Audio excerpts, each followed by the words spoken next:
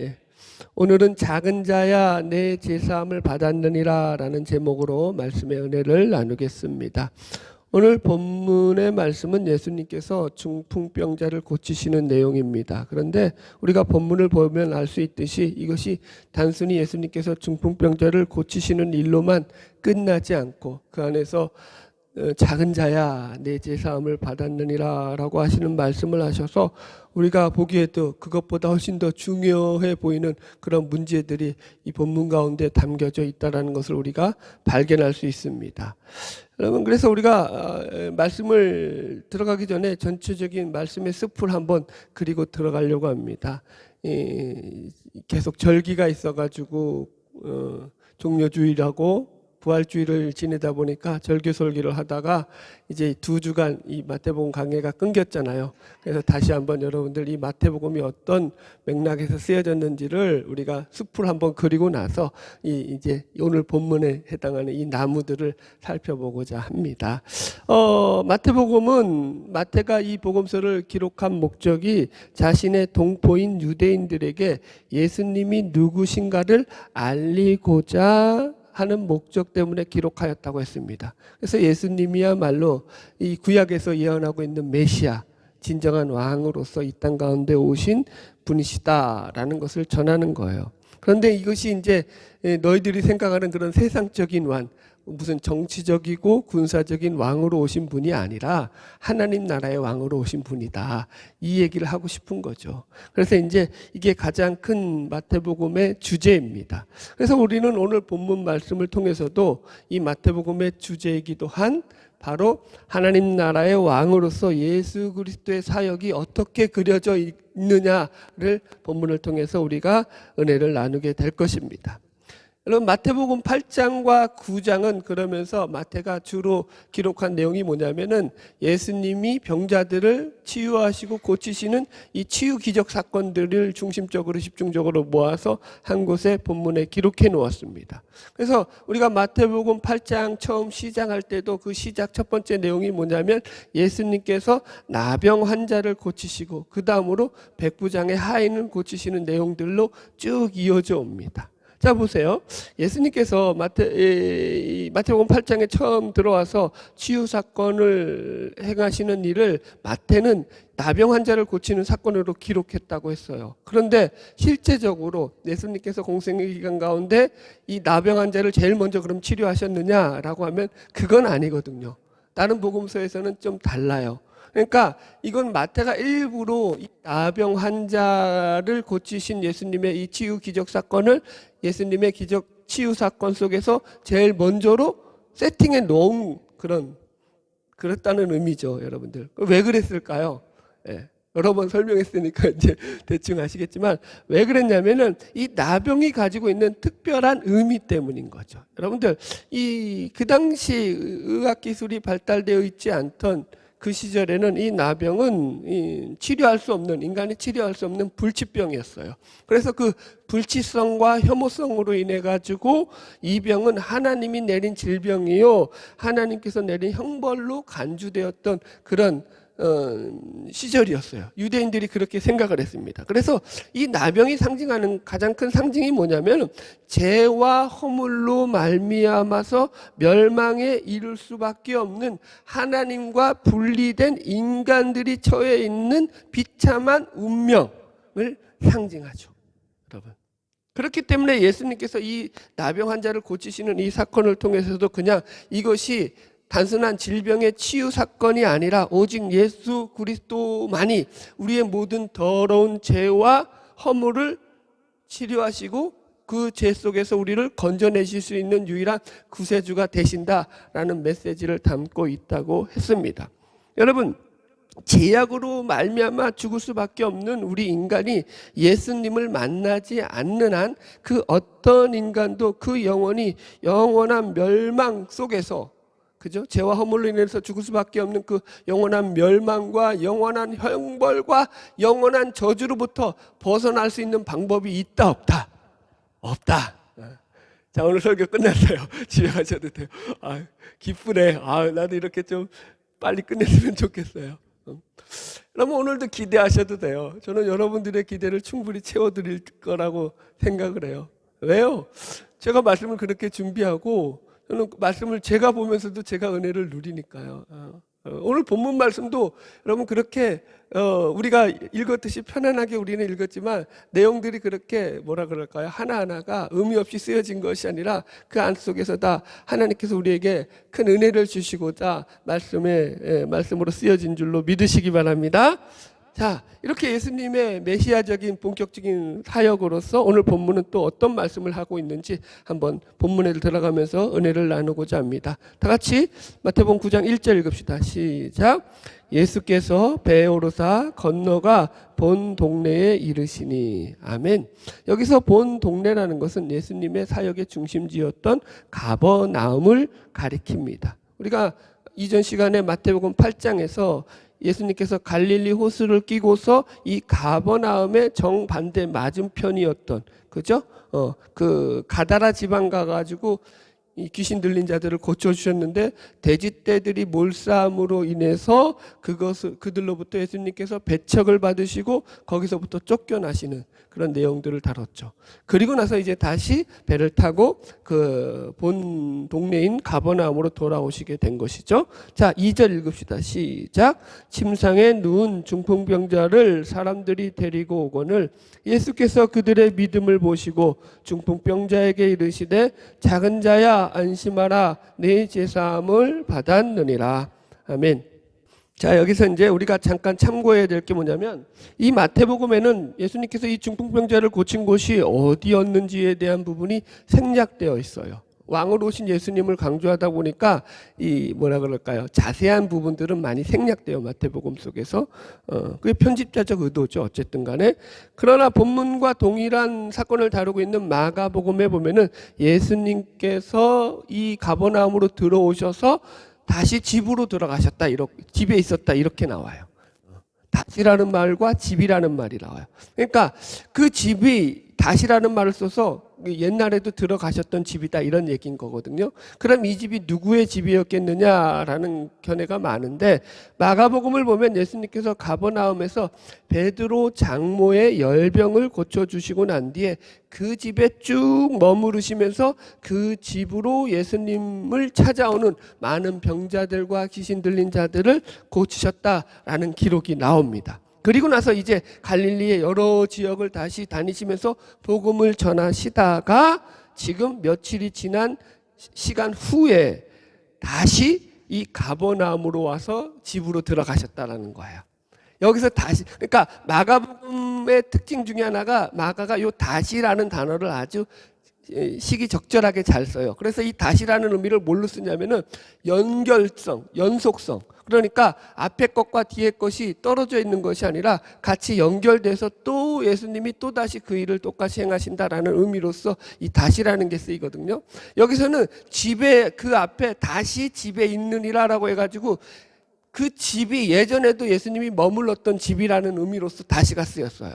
그렇다는 것은 그 집이 누구 집일 확률이 높아요. 예, 지금 베드로 장모의 열병을 고쳤던 그래서 사람들이 그 집에 모였던 베드로와 안드레의 집일 확률이 아주 높습니다. 저는 그래서 이 사건이 일어났던 장소를 베드로와 안드레의 집이었을 것이라고 추측하고 있습니다. 여튼 그래서 이제 예수님께서 다시 가버나움으로 들어오셨다라는 소문을 듣게 되자 이곳에 많은 사람들이 모여들었는데 그 중에서 이제 사람들이 침상에 누인 중풍병자를 데리고 들어오게 된다는 말씀이 나옵니다. 여기서 침상에 누운 병자라는 뜻을 우리말로 번역하면 마비된 자예요. 마비된 자. 그래서 오늘날로 보자면 이게 꼭 이병이라고 말할 수는 없지만 뇌경색이라든가 뇌출혈 같은 것으로 전신마비라든가 그죠? 일부 이 신체 마비를 가져온 그런 환자로 우리가 생각할 수 있습니다. 어쨌든 간에 이 침상에 누운 환자는 전신을 움직일 수 없는 마비가 된 환자입니다. 그래서 사람들이 그를 메워가지고 예수님에게 나아온 것입니다. 그리고 나서 예수님께서 재밌는 것은 침상에 누운 병자를 사람들이 데리고 오거늘 예수께서 그들의 믿음을 보시고 이렇게 나와요. 그죠? 그러니까 그들의 믿음을 보시고 지금 이 중풍병자를 치료해 주시고 고쳐주셨다, 이런 내용이죠. 그래서 2절에도 보면은 예수께서 그들의 믿음을 보시고 중풍병자에게 이르시되 작은 자야 안심하라, 내 제사함을 받았느니라 말씀하시고, 7절에서도 가서 보면 그래서 그가 일어나 집으로 돌아갔다, 이렇게 나오죠. 병을 고침 받았다, 이 얘기잖아요. 그러므로 우리는 여기서 이런 질문을 할 수 있습니다. 예수님께서 말씀하고 계신 지금 여기서 그들의 믿음이라고 했을 때 이 믿음은 도대체 어떤 믿음이길래 예수님이 그를 치료해 주셨느냐라는 거예요. 과연 사람들이 심상에 누운 중풍병자를 데리고 나온 것이 믿음이 될 수 있느냐라고도 우리가 물어볼 수 있겠죠. 예수님이 믿음이라고 했으니까 당연히 믿으면 되겠죠. 여러분, 그럼 도대체 예수님은 그들의 어떤 믿음을 보셨을까요? 이것도 오늘 본문에는 자세히 나와 있지 않고 그냥 갑자기 예수님께서 뚱딴지같이 그들의 믿음을 보셨다고 하니까 우리는 쉽게 이해가 안 가지만, 다른 본문, 다른 동일한 본문을 기록하고 있는 마가복음과 누가복음을 확인해 보면은 예수님이 왜 이렇게 말씀하셨는지를 이해할 수 있습니다. 먼저 동일한 본문을 소개하고 있는 마가복음에 보면은 이 집안에는 사람들이 가득 차 있어서 더 이상 사람들이 들어갈 자리가 없었다, 이렇게 나와요. 이것은 누가복음도 동일합니다. 읽어드릴게요. 마가복음 2장 3절, 사람들이 한 중풍병자를 4사람에게 메어 가지고 예수께로 올세 무리들 때문에 예수께로 데려갈 수 없으므로. 누가복음 5장 18절, 한 중풍병자를 사람들이 침상에 메고 와서 예수 앞에 들어놓고자 하였으나 무리 때문에 메고 들어갈 길을 얻지 못한지라, 이렇게 나와요. 그래서 예수님께로 들어갈 길이 막히게 되자 이들이 했던 행동이 뭐냐면, 여러분들도 아시겠지만 집에 지붕으로 올라간 거예요. 그래서 지붕의 기와를 뜯어낸 거예요. 옥상의 기와를 우리들과 같이 이렇게 막힌 지붕이 아니라 이 당시에 가나안 땅의 이 집들은 그 지붕이 뚫려 있는 지붕이에요. 허술하게 돼 있어요. 그래서 기와를 벗겨내고 그 위에 이제 윗 바닥에 된 이제 나무들 같은 걸 벗겨내면 바로 천장이 뚫리게 돼 있는 거예요. 그러니까 지금 그 지붕을 벗겨내고 예수님 앞으로 이 중풍병자를 달아내립니다. 자, 읽어드릴게요. 누가복음 5장 19절, 무리 때문에 메고 들어갈 길을 얻지 못한지라 지붕에 올라가 기아를 벗기고 병자를 침상째 무리 가운데로 예수 앞에 달아내리니. 이런 일련의 사건들이 일어나고 나서 지금 예수님께서 오늘 본문에 나오는 마태복음식으로 그들의 믿음을 보시고가 나온 거예요. 아무런 제스처도 없고 행동도 없는데 그들의 믿음을 보셨다라는 것이 아니라, 이해하셨죠? 자, 우리는 이렇게 말씀을 살피고 나니까 지금 예수님께서 보셨던 그들의 믿음이 무엇인가를 알 수가 있습니다. 지금 중풍병자를 침상에 메고 나왔던 이들은 이 중풍병자를 예수님께 데려가기만 하면, 즉 예수님을 만나게만 한다면 예수님께서 얼마든지 그 병을 고칠 수 있으실 것이다 라고 믿었다라는 소리가 되는 거예요.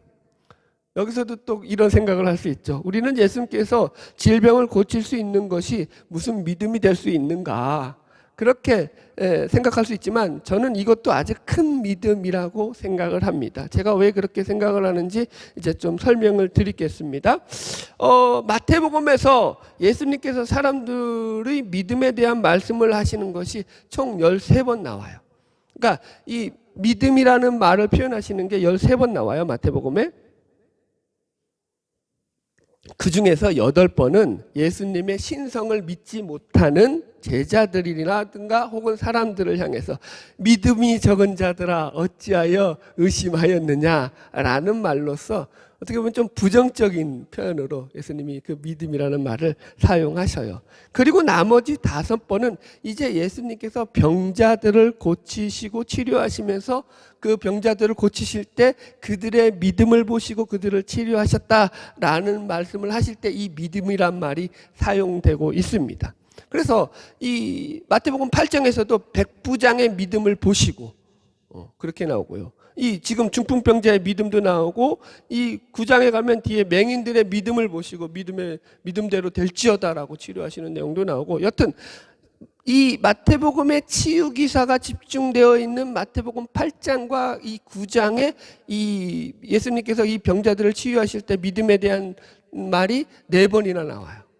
그리고 나머지 한 번은 마태복음 15장에 가나안 귀신 들린 딸을 고쳐달라고 예수님께 매달렸던 가나안 여인의 믿음을 보시고 네 믿음이 대로 될지어다 하면서 그때 이제 믿음이 등장하고요.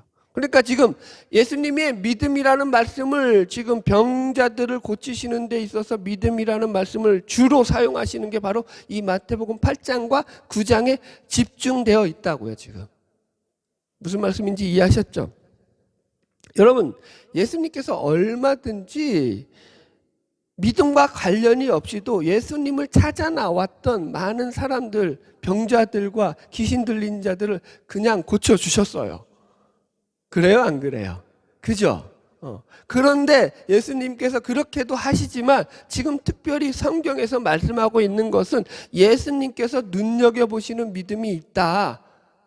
그래서 그 병자들 가운데서도 그 믿음을 가진 자들의 그 믿음을 눈여겨보시고 그들을 치료하셨다. 이렇게 성경이 기록하고 있더라니까요.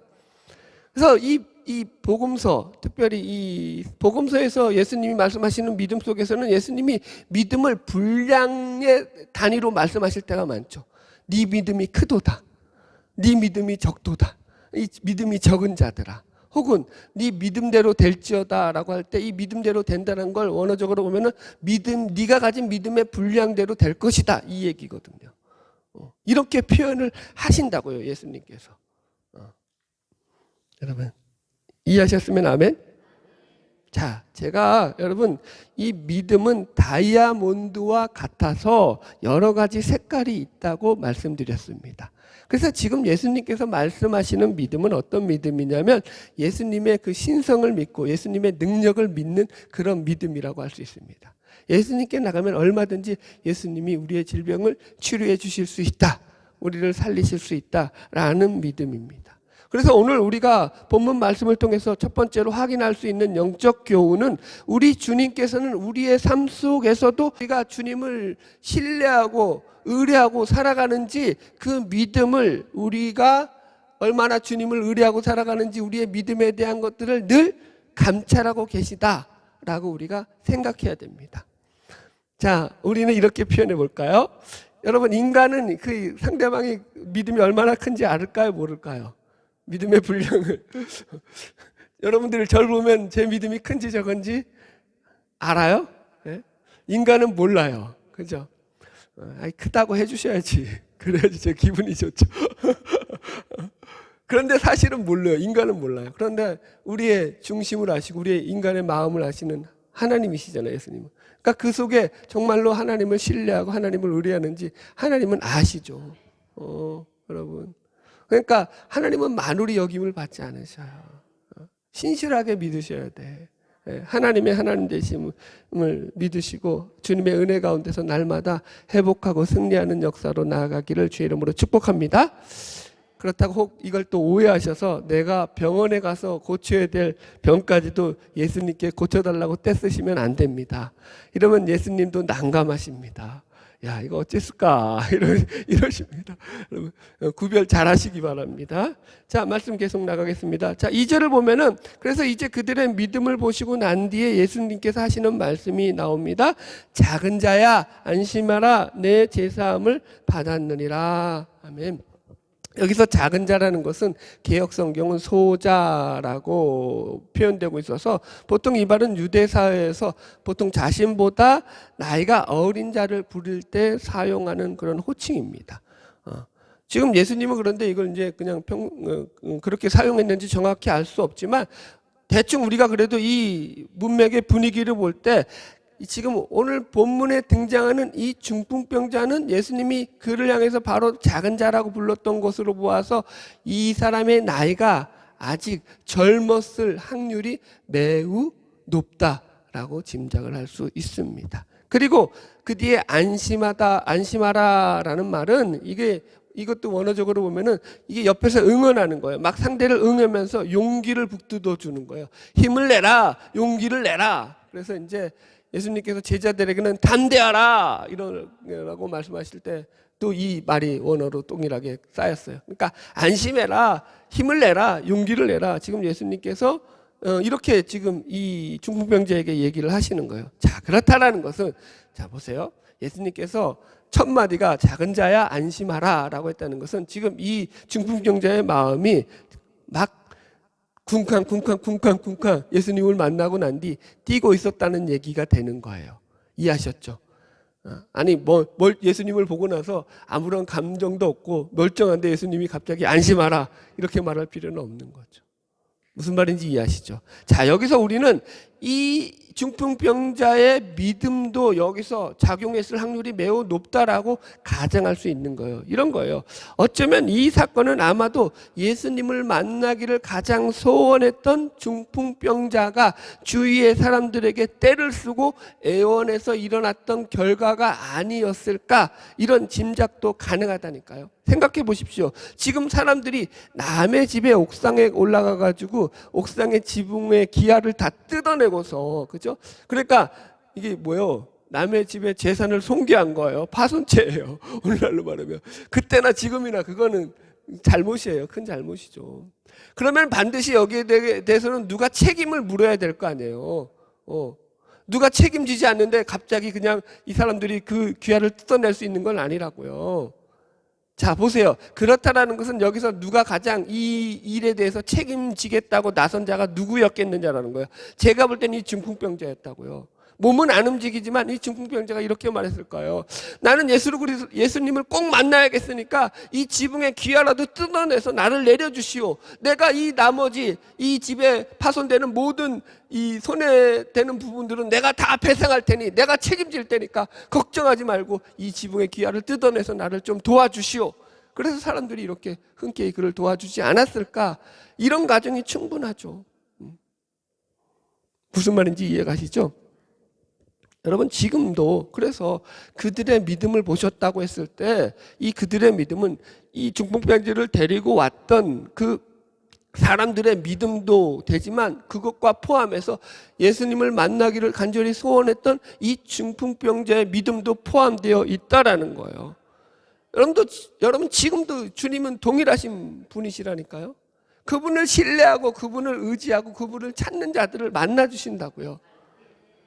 그러나 제가 늘 설명하잖아요. 하나님은 우리의 100% 자유의지를 존중하시는 부분이에요. 내가 그분을 의뢰하고 신뢰하고 찾을 때 그분은 만나주시지, 내가 그럴 마음이 없어, 그럴 생각이 없고 내 마음대로 살고 싶어. 그런데 하나님이 훅 들어오셔서, 그건 구원받을 때는 그럴 수 있어요. 칭의적 구원으로 갈 때는 그럴 수 있어요. 그러나 예수를 믿고 난 뒤에 우리들이 하나님을 의지하지 않고 마음대로 살려고 하는데 하나님께서 강제성을 동원해서 우리를 붙잡아 매시는 일은 극히 드무셔요. 그때는 연단이라는 과정을 걷게 하시죠. 어떻게 하시죠? 탕자가 어떻게 했죠? 집 나갔을 때 아버지가 이놈 못 나간다 다리 몽둥이 불어넣고 붙잡았나요? 아니라니까요. 나가봐서 고생하고 와라 그러신다니까요. 집 나가면 고생이다. 예수님 떠나면 아시죠? 답은 알아서들 하세요. 제가 할 수 있는 일은 여기까지예요, 여러분. 자, 말씀 계속 진도 나갑시다. 3절 읽읍시다. 시작. 어떤 서기관들이 속으로 이르되 이 사람이 신성을 모독하도다. 그래서 지금 사실은 여기서부터 예수님과 이 종교 지도자들 간의 본격적인 갈등이 시작됩니다. 자, 보세요. 예수님께서 제사함을 받았느니라 라는 이 말씀을 하고 나니까 이 말씀 때문에 지금 아주 큰 소란이 생긴 거예요. 생각해 보십시오. 예수님께서 얼마든지 이 사람을 향해서 예를 들어서 소자야 일어나라, 중풍병이 나을지어다 뭐 이렇게 하고, 여기 몇 절에요? 7절에 나오듯이 그가 일어나 집으로 돌아갔다고 했듯이 일어나 집으로 가라, 침상을 가지고 집으로 가라 이렇게 말할 수도 있어요. 처음부터. 그죠? 근데 예수님은 처음부터 그렇게 말을 안 하시고 안심하라, 소자야 안심하라 해놓고 어떻게 했다고요? 내 제사함을 받았느니라. 이게 충격적인 얘기를 한다고요. 그죠? 자, 이 말을 듣고 나서 지금 이 서기관들이 예수님에 대해서 신성 모독했다라고 생각을 했다고요. 그렇다라는 것은 지금 싸움의 빌미를 누가 제공했다라는 거예요? 예수님이. 이해하셨죠? 지금 여기서 싸움의 시작은 누가 하냐면은 바로 예수님께서 이 종교자들에게 본격적인 싸움을 걸어가는 거예요. 성경을 잘 보셔요. 그죠? 예수님이 그렇게 안 하셔도 되는데 얼마든지 다른 식으로 표현할 수 있는데 소자의 내 제사함을 받았느니라라고 해서 지금 이 사태가 발생하게 됐다라는 것을 우리가 이해해야 됩니다. 그래서 우리는 예수님께서 왜 이렇게 말씀하셨느냐를 또 생각해 봐야 됩니다. 자, 본문을 좀 더 자세히 이해할 필요가 있는 게 누가복음에 보면은 지금 3절에 등장하는 이 서기관들, 예수님을 보고 신성모독이라고 생각했던 이 서기관들이 누구인지를 이렇게 기록하고 있어요. 누가복음 5장 17절 읽어드릴게요. 하루는 가르치실 때에 갈릴리의 각 마을과 유대와 예루살렘에서 온 바리새인과 율법 교사들이 앉았는데 병을 고치는 주의 능력이 예수와 함께 하더라, 이렇게 나와요. 그러니까 이때 지금 예수님이 이 집에 들어와서 앉아 있을 때 사람들을 말씀하시고 병을 고쳐주실 때 이때 가장 많이 모였던 무리들 가운데 하나가 누구냐면 바로 예루살렘과 온 유대와 그 다음에 이 갈릴리 각 지역에서 찾아왔던 바리새인들과 율법 교사들이라고요. 이해하셨죠? 여러분 보세요. 예루살렘에서부터 이 갈릴리 가버나움까지의 거리는 이 갈릴리 호수까지가 100km가 넘어요. 일단 예루살렘에서 갈릴리 호수까지가. 그리고 갈릴리 호수에서도 지금 북서쪽에 있는 그 위치한 그 가버나움은 20km를 더 올라가야 돼요. 그러니까 꽤 먼 거리라는 얘기예요. 사람들이 그냥 쉽게 왔다 갔다 할 동네, 마실 다니듯이 옆 동네 왔다 갔다 할 거리가 아니라고요. 그런데 지금 이 사람들이 무리를 지어서, 때를 지어서 예수님을 찾아왔다고요. 자, 그렇다라는 것은 지금 이 사람들이 어떤 목적을 가지고 왔다라는 거예요. 그래서 이런 그들의 이 방문을 가지고 대부분의 주석들은 이때부터 이들이 이미 예수를 음해할 목적을 가지고 예수의 행동을 관찰하기 위해서 모인 것이다 라고 주석하고 있고, 저도 이 의견에 동의를 하고 있습니다. 생각해 보십시오. 만약에 이들이 예수의 행동에 단순한 호기심이나 관심을 가졌다면 이렇게 때로 몰려와서, 무리로 몰려와서 예수님을 만날 게 아니라 각자 그죠? 예수님을 찾아와서, 예수님 누구처럼, 니고데모처럼, 그죠? 예수님을 찾아왔을 거예요. 그런데 지금은 이들이 한 무리가 되어서 때로 몰려와서 예수님 앞에서 그냥 딱 진을 치고 있는 거예요. 그러자 예수님이 그 모습을 보고 뭐라고 하신 거예요? 병을 고치시기 전에 작은 자야 안심해라, 내 제사함을 받았느니라, 이 얘기를 먼저 하신 거라고요. 상황 파악이 되시죠? 지금 이 배경에, 본문의 배경이. 그러니까 먼저 예수님이 이 찾아온 무리들을 향해서 이렇게 싸움을 거셨다라고 보시면 됩니다. 자, 여튼 그래서 지금 예수님께서 이 중풍병자를 향해서 내 제사함을 받았느니라 하고 하신 말씀을 통해서 그 안에 있던 서기관들이 예수님을 향해서 이 사람이 신성모독을 하는 사람이다라고 여기게 되었다라고 이렇게 나옵니다. 자, 그럼 왜 이런 생각을 하게 되었는지에 대한 이유를 좀 설명드릴게요. 말씀을 듣다가 이제 좀 긴장을 풀라고요. 말씀만 들으니까 어때요? 교회 와서? 물론 다른 말 할 게 많죠. 저도 여러분 세상적인 예화들 막 집어넣어가지고 세상적인 예화들과 세상적인 어떤 그런 뭐랄까요, 좋은 것들, 이야기들 있잖아요. 그래서 여러분들에게 알려드릴 수 있어요. 그럼 여러분들도 뭐 어떻게 도움이 되겠죠. 일상생활 속에서 나오는 그런 좋은 메시지들이니까 격려가 되고 응원이 되겠죠. 그러나 제가 목사로서 가장 하나님의 말씀의 대언자로서 가장 큰 격려와 응원은 하나님의 말씀을 여러분들에게 바로 전하는 것이다 라고 생각해요. 그래서 교회에 오면 저는 말씀밖에 얘기를 안 해요. 여러분들 뭐 이게 뭐 이런 설교에 익숙하지 않은 분들에게는 좀 이게 어떻게 보면 낯설 수도 있고 이게 말씀이 잘 안 들릴 수도 있는데, 그러나 여러분 이게 진짜죠. 여기서 뭐 여러분 무슨 경제 얘기하고 무슨 정치 얘기하고 무슨 세상 얘기해가지고 하나님 나라와 어떤 관계가 이루어지겠어요? 그건 내가 세상 나라에서 세상 잘 사는 방법이고 비법이죠. 그건 세상에 나가서 여러분이 열심히 사시면 됩니다. 하나님 나라와는 관계가 없어요. 제발 그걸 구분하셔요. 그리고 교회 오셔서 하나님 말씀을 듣는 것 가지고 기뻐하십시오. 어디 가서 이런 얘기를 들으세요? 들을 수 있으면 여러분 제가 이렇게 안 할게요. 자, 그냥 제가 숨이 가빠서 말씀에 좀 쉬어가려고 말씀의 여담을 좀 나눴고요. 자, 다시 확인해 봅시다.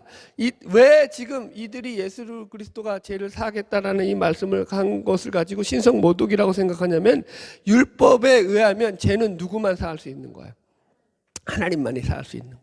그렇죠? 죄는 하나님께서만 사할 수 있는 권한과 권세가 있는 거예요. 그래서 죄를 사하는 이 과정을 보더라도 하나님께서 모세에게 율법을 지으면서 죄를 지은 사람이 있으면 그 죄 지은 사람은 하나님께 나와서 하나님 앞에서 속죄 제사를 드려야 되는 거예요. 그죠? 그 속죄 제사를 드려서 제물을 가지고 그 제물을 잡아서 제사장에게 가지고 가면 그 제사장이 피는 번제단에 뿌리고 그 제물은 불을 태우고, 그죠?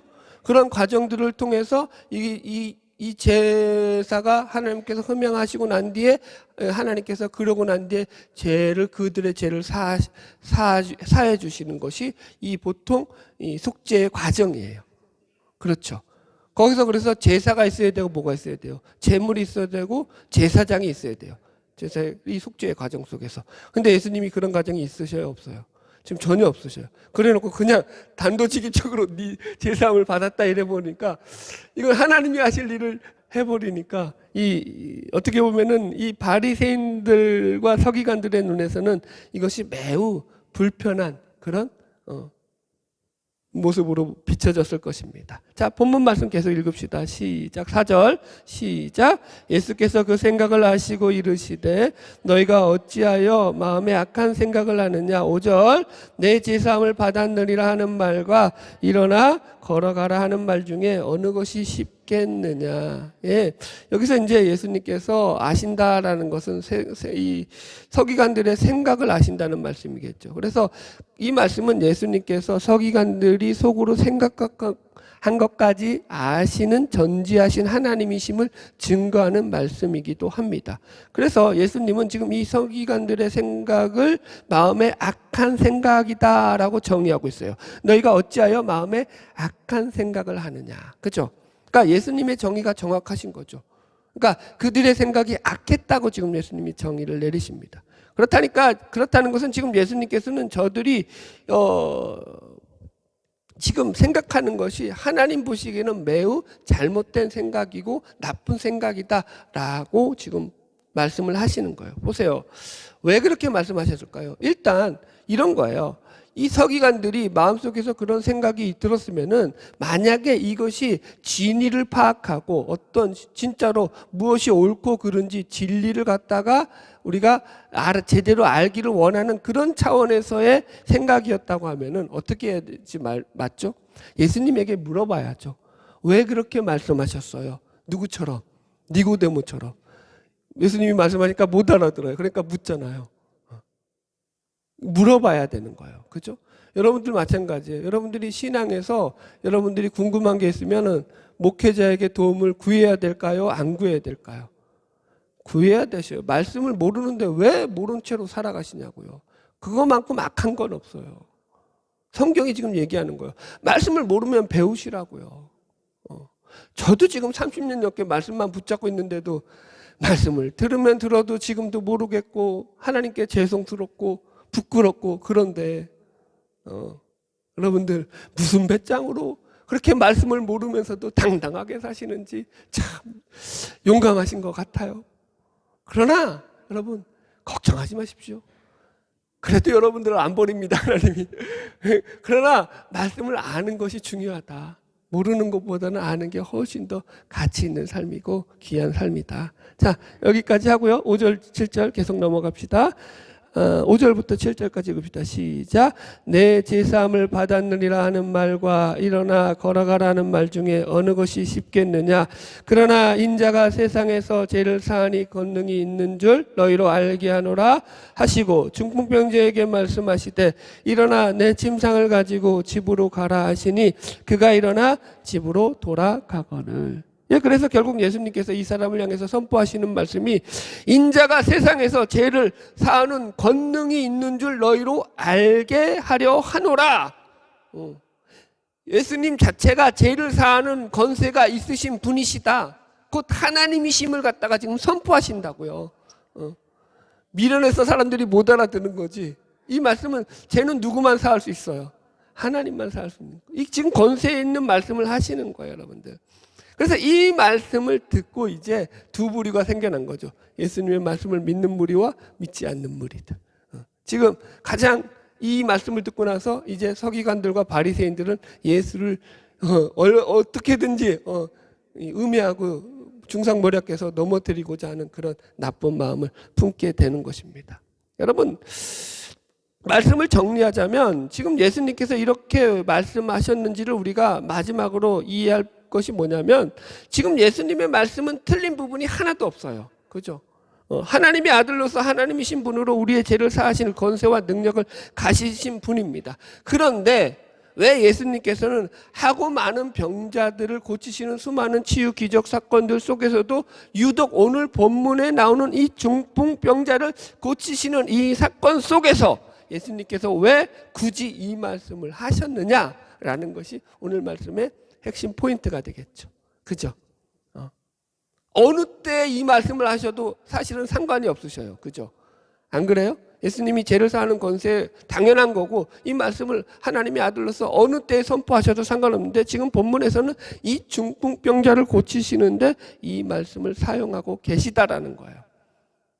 자, 그렇다라는 것은, 자, 이제 다시 본문으로 좀 우리가 시선을 돌려야 되는데, 여기까지 말씀을 보면서 우리는 사실은 우리의 시선이 어쩔 수 없이 자꾸 예수님과 이 바리새인들, 서기관들의 충돌로 인해서 생겨나는 부분에 시선이 쏠렸던 것이 사실입니다. 그러나 우리가 여기서 시선을 다시금 초점을 맞춰야 될 존재가 누구냐면 바로 예수님으로부터 병을 고침받았던 이 중풍병자예요. 중풍병자에게로 우리의 시선을 좀 돌려봅시다.